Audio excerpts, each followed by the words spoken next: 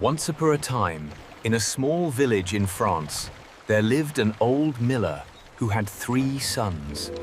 The miller had grown old and weak and knew his time was coming to an end. He called his 3 sons to his bedside. My dear sons, I have little to leave you. To my eldest, I leave the mill. To my second son, I leave the donkey. Pierre, the youngest son, waited nervously to hear what his father would leave him. And to you, my youngest Pierre, I leave my cat. A cat? What am I supposed to do with just a cat? My brothers get the mill and donkey, but I get nothing of value. That night, Pierre sat alone in despair, certain he would starve with only a cat for company. Master, do not despair. If you give me a bag and have a pair of boots made for me, I will make your fortune. Did you just speak? Pierre was so amazed by his talking cat that he did exactly as asked. The cobbler crafted a magnificent pair. Now then, master, trust in me. I have a plan that will make you rich beyond your wildest dreams. Puss in Boots set off across the countryside with his bag, heading toward the royal hunting grounds where rabbits were plentiful. Clever Puss set a trap using fresh vegetables from a garden. He lay perfectly still, waiting patiently. Got 'em! 2 plump rabbits, perfect gifts for His Majesty. With his prizes in the bag, Puss headed straight to the royal castle. Bold. The guards were so charmed by the well-dressed cat that they allowed him entry. Puss bowed deeply before the king. Your Majesty, my master, the Marquis of Carabas, sends you these fine rabbits from his estate as a humble gift. The Marquis of Carabas? I do not believe I know this nobleman. Please give him my thanks for such a thoughtful gift. Every few days for the next 2 months, Puss caught game and brought it to the king, always claiming it came from the Marquis of Carabas. Partridges, fish, even venison. Puss made sure the king received only the finest game. This Marquis of Carabas must be a nobleman of great wealth and generosity. I should very much like to meet him someday. Perfect! The king is thoroughly impressed. Now for the next part of my plan.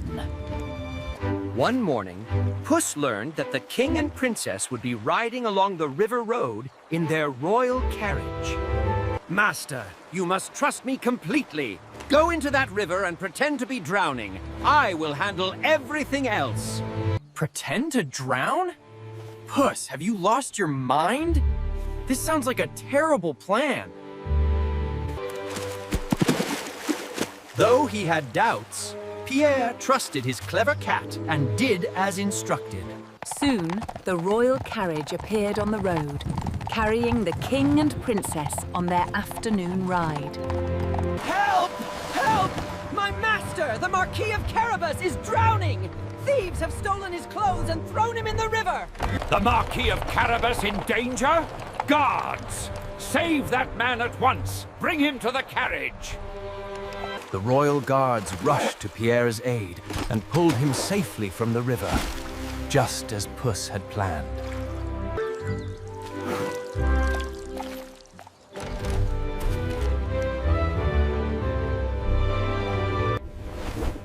Your Majesty, I am devastated. Thieves ambushed my poor master and stole his finest clothes. This is unacceptable. The Marquis has been so generous to me. Guards, ride immediately to the castle and bring them up. And so the guards raced to fetch royal clothing for Pierre. Puss's clever plan was working perfect. When Pierre emerged in the king's royal clothing, he looked every bit the nobleman. The princess could not take her eyes off him. The princess felt something she had never felt before. Her heart was captured by this mysterious Marquis. My dear Marquis, please join us in the carriage. I would very much like to see your estates. Pierre climbed into the carriage, hardly believing this was happening. Meanwhile, clever Puss sat with the coachman, ready for the next part of his plan. Drive slowly and follow the road along the river. I must run ahead and prepare the estates for His Majesty's arrival. Puss leaped from the carriage and ran ahead with remarkable speed, for he had much to do before the king arrived. Listen carefully. The king's carriage is coming. When he asks whose land this is, you must say it belongs to the Marquis of Carabas. The farmers, seeing such an official-looking cat speaking with authority, decided it was safer to agree. Good people. Tell me, who owns this magnificent wheat field? Your Majesty, these lands belong to our master, the Marquis of Carabas. He is a most generous lord. You have extensive lands, Marquis. Most impressive indeed.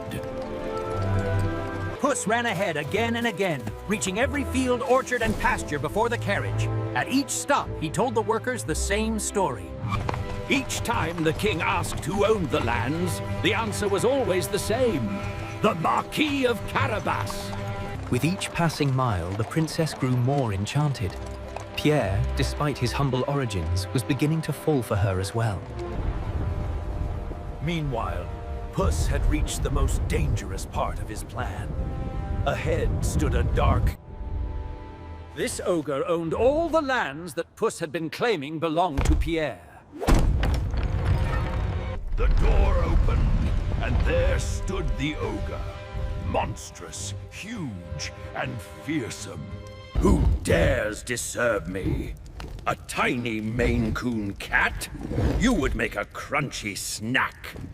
Great and powerful ogre. I have heard tales of your incredible magical powers. They say you can transform into any... True! Of course it's true! I am the most powerful sorcerer in all the land. Watch! The ogre began his transformation, and a sleek Siamese cat watched carefully. The ogre transformed into an enormous lion. Puss was genuinely frightened, but he kept his wits about him. You see? I can become any beast I wish. You should run away, little cat, before I eat you. That was truly impressive, mighty ogre. But I suppose transforming into something large is easy for someone your size. Impossible! You dare doubt my powers? I'll show you. I can become the tiniest mouse you've ever seen. The ogre, pride wounded, immediately began transforming to prove his power. In an instant, the great, terrifying ogre had become a tiny, helpless mouse. And that was exactly what Puss had been waiting for. Quick as lightning, he pounced. And that was the end of the wicked ogre. Puss had outsmarted him completely. And now, this castle and all its lands truly belong to my master. The plan is complete. Puss quickly opened the castle, airing out the dark halls and preparing for royal guests. Just as the royal carriage arrived at the castle gates, Puss was there to greet them. Your Majesty, welcome to the castle of my master, the Marquis of Carabas. Marquis, this castle is magnificent. You are clearly a nobleman of great wealth and taste. The castle was indeed magnificent. Every room was filled with treasures. Puss had ordered the ogre's servants to prepare a magnificent feast. The king, princess, and Pierre dined together. Throughout the meal, Pierre and the princess talked and laughed together. They were falling deeply in love. Puss enjoyed the feast as well, quite pleased with how his clever plan had succeeded. Marquis of Carabas, you are clearly a man of honor, wealth, and generosity. Any father would be fortunate to have you as a son-in-law. The princess's heart leaped at her father's words. She looked at Pierre with hopeful eyes.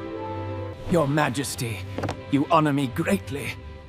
But I must confess something important before I can accept such an honor. The room fell silent as Pierre prepared to tell the truth. I am not truly a marquise. I am the son of a poor miller. All of this, the lands, the castle. The king turned to Puss, who nodded, confirming Pierre's story. Your Majesty, it's true. The wicked ogre who owned these lands was terrible tyrant. I defeated him through cunning, and For a long moment, the king said nothing, and everyone held their breath, wondering what he would decide. young man, you have shown remarkable honesty and courage by telling me the truth. And this cat of yours has shown it. These lands and castle are now yours through right of conquest over the ogre. You have freed the people from a tyrant. Your Majesty, I don't know what to say. Thank you. I promise to be a worthy lord. And now, Marquis, I ask you, would you do me the honor of marrying my daughter? Princess, from the moment I saw you, my heart belonged to you. Would you honor me by becoming my wife? Yes. Yes, with all my heart. I love you. And so Pierre and the princess were engaged. It was a moment of pure joy. I am just a cat who wanted the best for his master. That is the duty of any loyal friend. Puss, you are not just my cat. You are my dearest friend. I will be forever grateful. Weeks later, the grandest wedding the kingdom had ever seen took place. The princess looked more beautiful than... The priest blessed their union, and they became husband and wife.